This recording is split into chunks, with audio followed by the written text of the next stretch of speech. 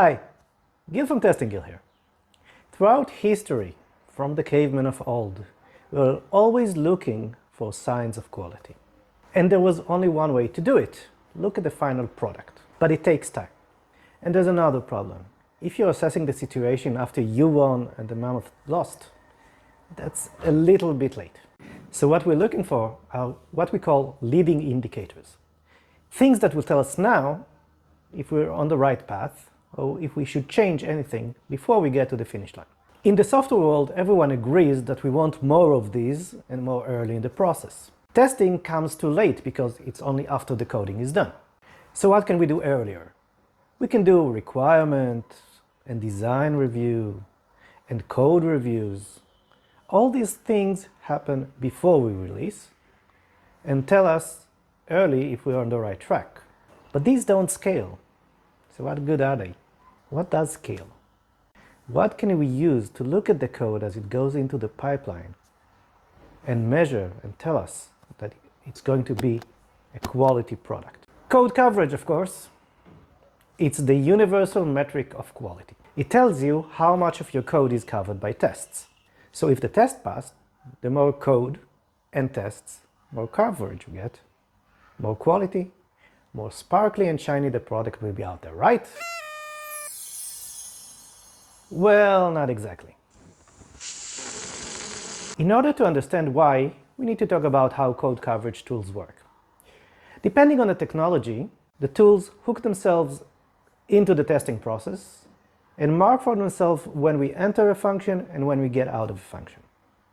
After that, they collect all this kind of information and show you some fancy reports about the coverage. And that's very helpful if you want to know if you called a function, at least once. What coverage tools don't tell you is if the tests were good, if they checked anything, if they checked anything important. There's no connection to a use case.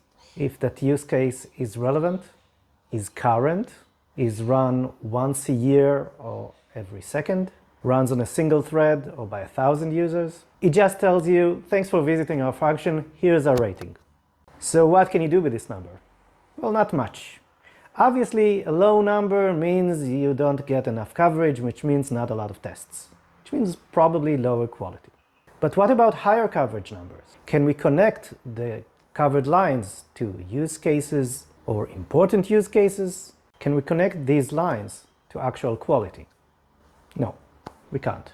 The problem is some managers, probably not yours but other people's, might hit you on the head with these numbers.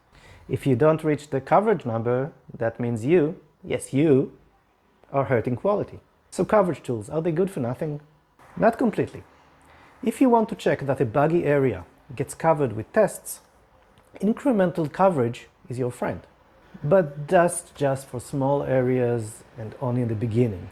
After some time, the numbers won't mean much. When you're adding coverage to an area, but you're watching the whole lot of coverage numbers, what will happen is that the numbers will not go up.